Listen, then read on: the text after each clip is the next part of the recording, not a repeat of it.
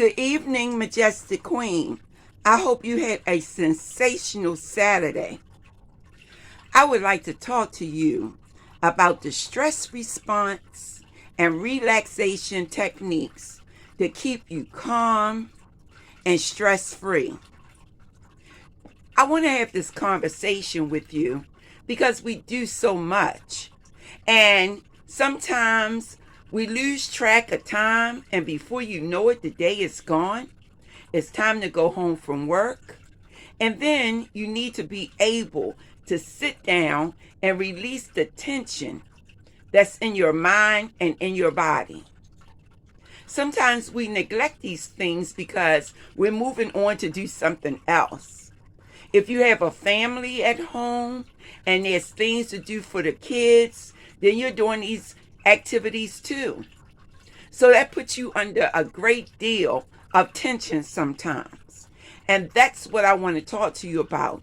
The tension, the anxiety, and the stress that can activate the stress response. So the stress response, Queen, is all about your body preparing itself for fight or flight. What this means is the body instinctually understands when you are in danger, and it prepares itself so that you can get out of danger.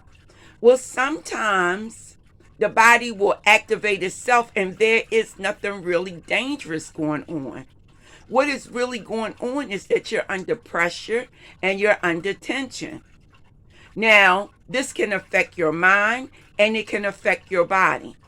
But an example of the stress response is, suppose I am walking into the room and you don't know I'm coming. You don't hear me because you're reading a book. The door slams behind me. You automatically jump. That is the stress response.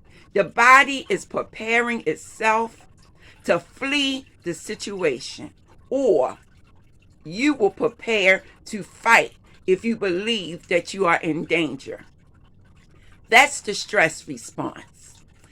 It is a part of the central nervous system, which consists of the brain and the spinal cord.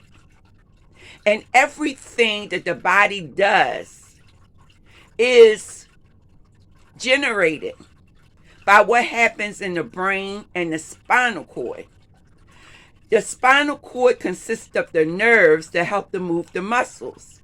Now, there are times when we're under pressure, tension, so much is going on in our work world and our family that we automatically, unknowingly, will activate the stress response, and then our muscles will begin to tense up, and before you know it, some people will have body cramps and everything. We don't want all of these things to go on, Queen. So I am going to teach you relaxation techniques that you could use inside of the office or at home, wherever you need to release the tension. So I will start off by explaining to you that there are breathing exercises that you can do any place you are. And so that would consist of, you inhale, so you take a breath in, and you exhale slowly. Now you do this 10 times. Inhale slowly, exhale slowly. And what this is doing is calming down the central nervous system. Now, I like to say, if you enjoy jazz music, then put on jazz music and listen to the nice soft jazz as you're doing your meditation and your deep breathing exercises. The next thing that I will talk to you about is progressive muscle relaxation. Now, this is an exercise that you could also do just by sitting at your desk at work or sitting on your chair in your house, on a park bench, anywhere you feel the need, you want to relax, and you're going to work on relaxing those muscles. So one muscle group at a time. If you're working on your neck, then you may roll your head around slowly in one direction and roll it back in another direction. Then you move down to your shoulders. You move the shoulders forward. You move the shoulders backwards in a circle, releasing the muscles in your shoulder and in your back. Then you move down to your arms. You roll your arms forward. You roll your arms backwards. And you do that for a period of time. And then you move down to your legs. And you may lift your leg up and lift your leg back. Now, when it comes to your feet and your ankles, you can roll it around in a circle and back again. And so you're trying to target every muscle group because the muscles become tense and need to relax.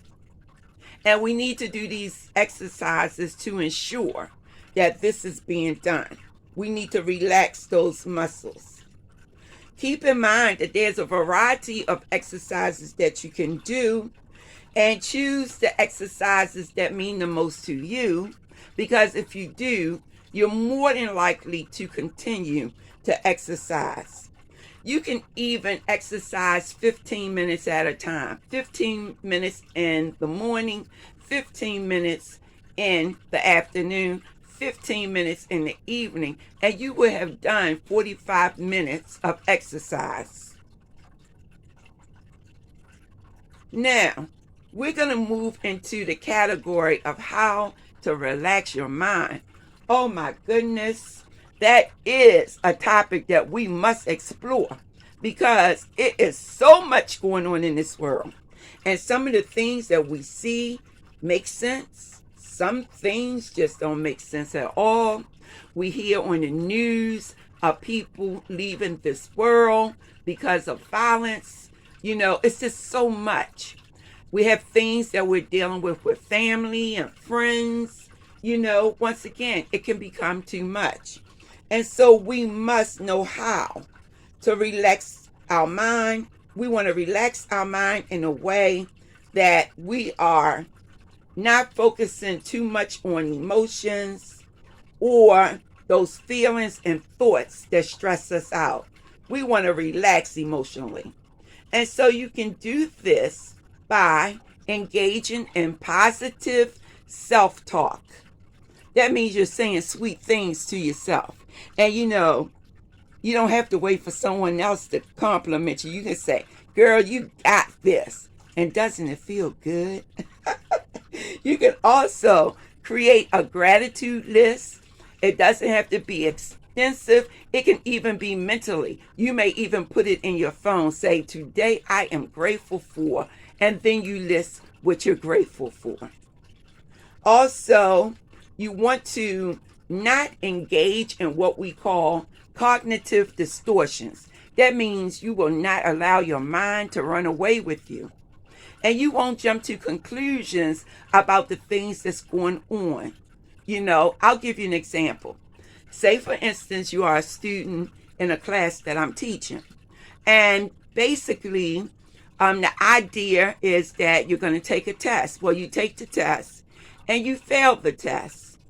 Here's the cognitive distortion.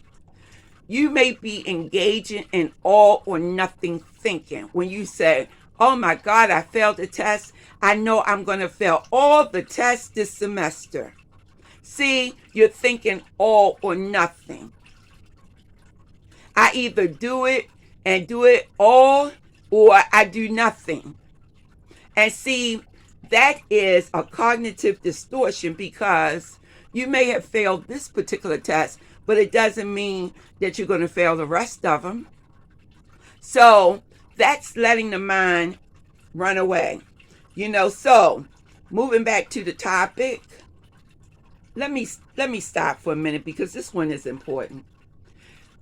A lot of times we are socialized to behave and to think in a certain way. As a result of that, we think things should happen for us. See, it's called the tyranny of the shoulds. That means you'll say, well, this should be this way and that should be that way. I should get up at 7 o'clock in the morning because I've gotten up at 7 o'clock in the morning all of my life. Well, what's going to happen if you don't get up at 7 o'clock?